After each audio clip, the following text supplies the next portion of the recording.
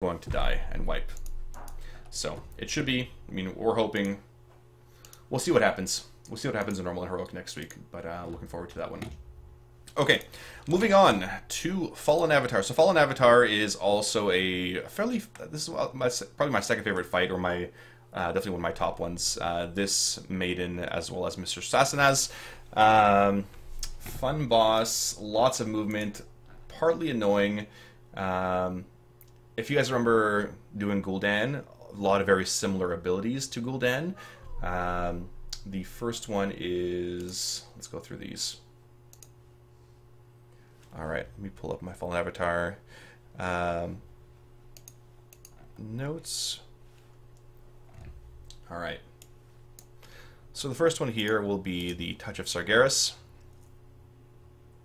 Touch of Sargeras creates purple zones with each exploding after 8 seconds. So if you see one nearby, don't near it. Sorry, these are the ones that you want to split. You'll see what happens when they don't soak it. Watch what happens. There, the raid basically wipes.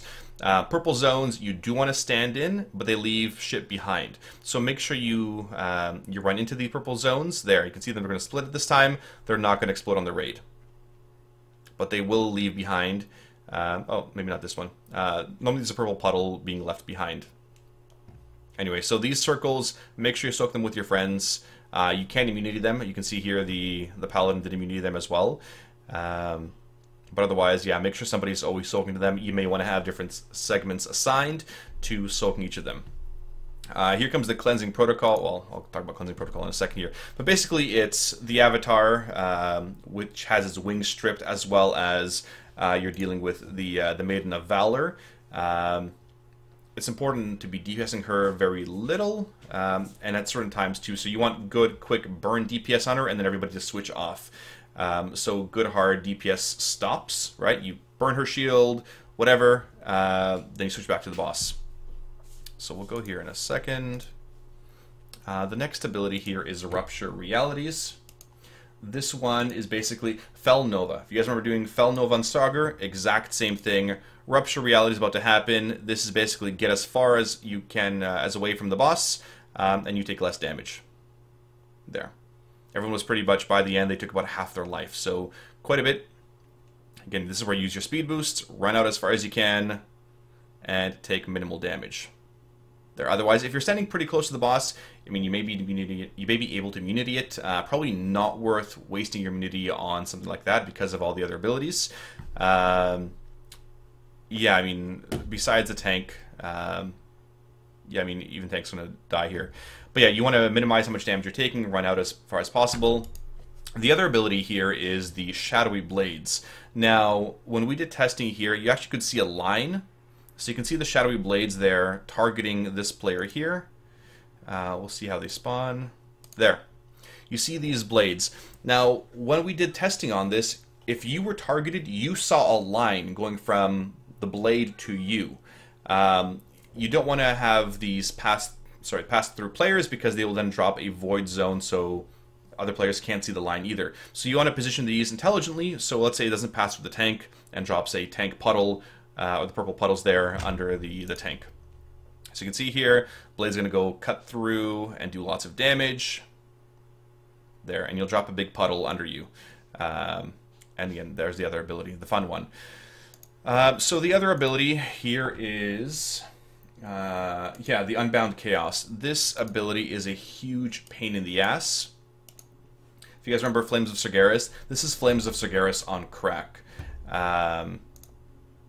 Yeah, Flames of Sargeras on crack. It's almost as bad. I mean, it doesn't really overlap onto other players, but it does a shit ton of damage if multiple ticks hit you.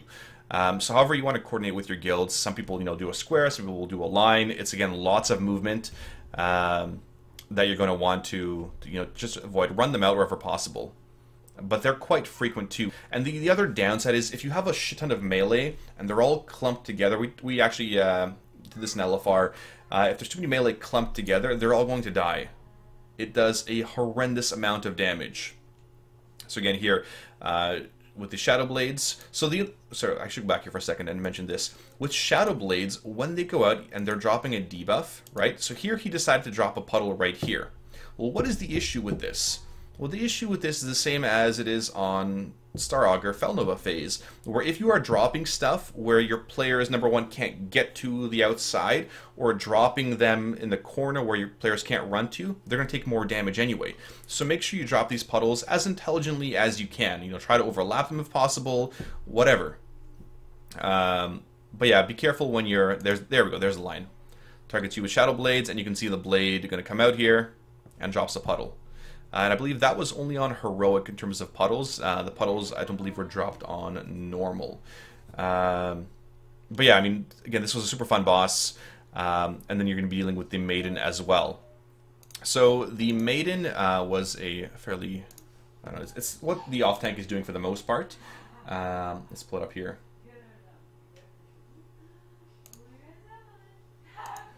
All right. So when we're dealing here, so she's going to cast Cleansing Protocol.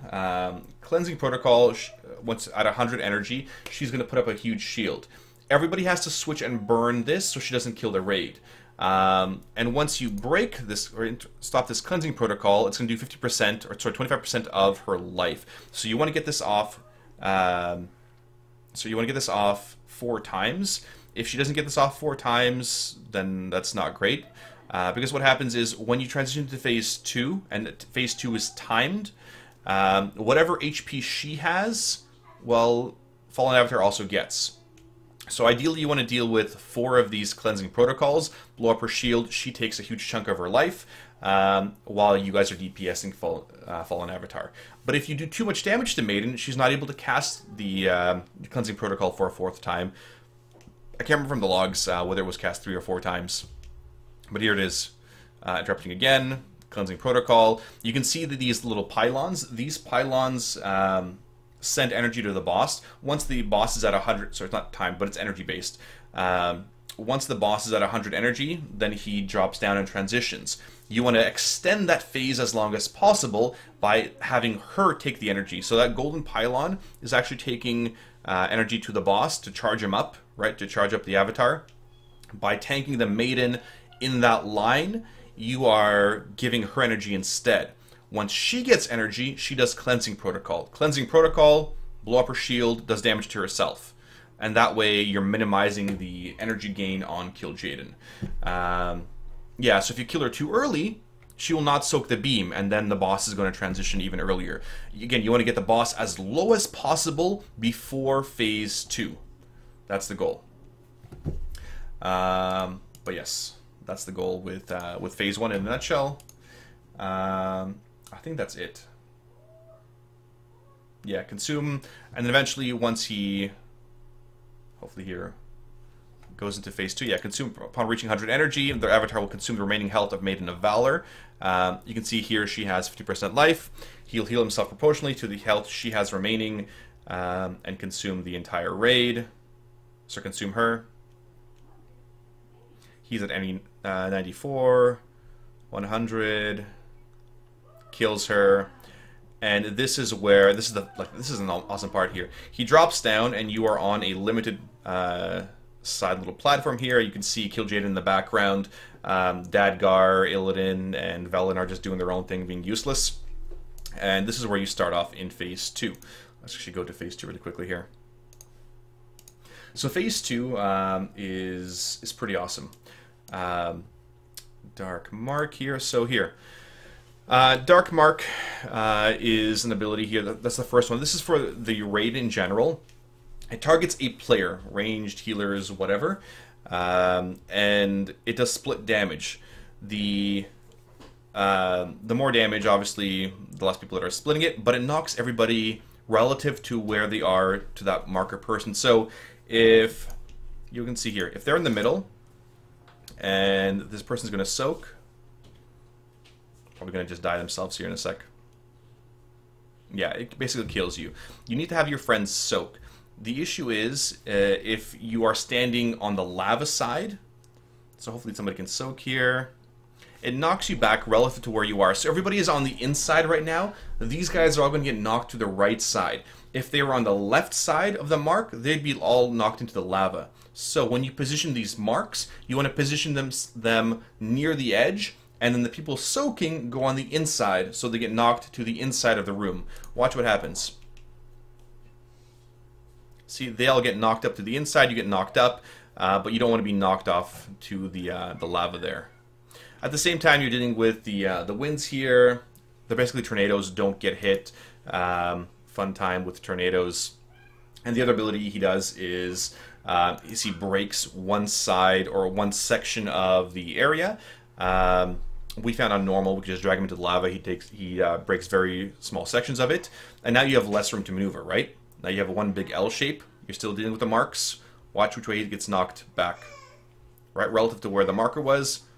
There we go. One guy, the dark mark gets knocked up. Everyone else gets knocked away from that initial spawn point.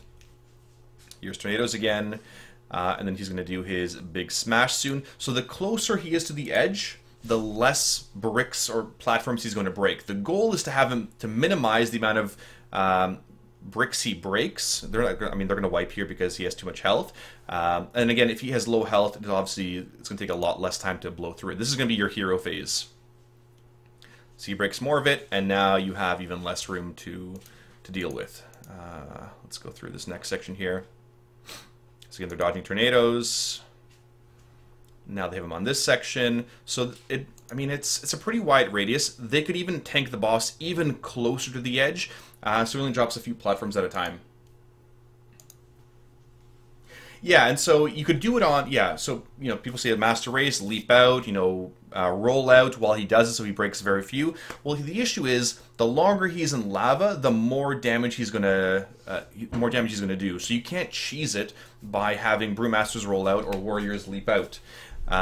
You'll want to have him on the corner as possible, and it is meant to be a bit of a soft and rage on mechanic. So let's go through the dungeon journal really quick here. Where are you? Fallen Avatar, Phase 2. Oops. Seer. Waves of feet emanate from Fallen Avatar, inflicting whatever damage every 2 seconds. While the Avatar stands in lava, the damage of Seer infusion is permanently increased by 15% every 2 seconds. So you do not want him in here. Basically, if you're running out of platform, that is the quickest way to wipe, because the Fell Infusion is making Seer do way more damage. On normal, that is not the case, right? So that's just regular. You can tank him in the lava all day long. On heroics, and this is what you guys should be practicing, make sure you tank him on the edge where possible. Let's see here. Do we have good diagrams? Yeah. Yeah, I mean, we got some diagrams here, right? You can see here where we're dropping the blades, left and right sides, different markers. There's the essential platform for Fallen Avatar, and where we're going to tank him from one side to the other. So, but yeah, potting. Could you use a bubble to deal with it? Yeah, you probably could, and that's where you should use your bubbles to soak the dark marks, right? This thing here, right? So it does 8.8 million damage. You probably could bubble it. That way your players get to DPS more, can go soak some of the other bubbles. This is where you should use your bubble, your ice blocks, whatever. So players are not soaking, taking the additional damage. Because remember, Seer is going off the entire time, right? 225,000 damage every 2 seconds, right? And you want to minimize how long he's in the lava, so you want to pull him back to the platform super, super quick. So you're taking this damage as a dot, you're taking, Black Winds is the tornadoes, so don't get hit by those. The tank mechanic here, it's a tank swap, but the Dark Mark's also going to do quite a bit more. So you want to minimize how much damage your raid is taking. Part of that could be using your immunities in the last section. So, how long is the fight? I can't recall how long the fight would be. Perhaps 6, 7, 8 minutes. But yeah, that is Fallen Avatar in a nutshell. I mean, it's a pretty fun encounter. It is pretty badass that it has legs, sort of like Kill Jaden. But it is a fun one. And again, like as you have less platform, well, now it's harder to dodge tornadoes because you have less room to move. Here there's a big explosion, everybody stood in the crap. Again, you want to minimize how much he's in. So here's a better example. That's how close you want him to the edge if possible, right? The bear is just barely on the edge there. Dark marks go out. You can see they're going to probably immunity them. Yeah, looks like the rogue cloaked it. One guy died, probably tried to disperse it. Here dealing with tornadoes again. Again, you may want to have him more of in a corner, right? Or even use this section and then have him in this far corner where the bear is right now, because you want to maximize how much platform room you have here. This guy's going to go off and kill himself probably. Yeah. Yeah, I mean, we did this on LFR. Good, easy. It was a fun one. Fun one to do. Anyway, any other questions? No, I think that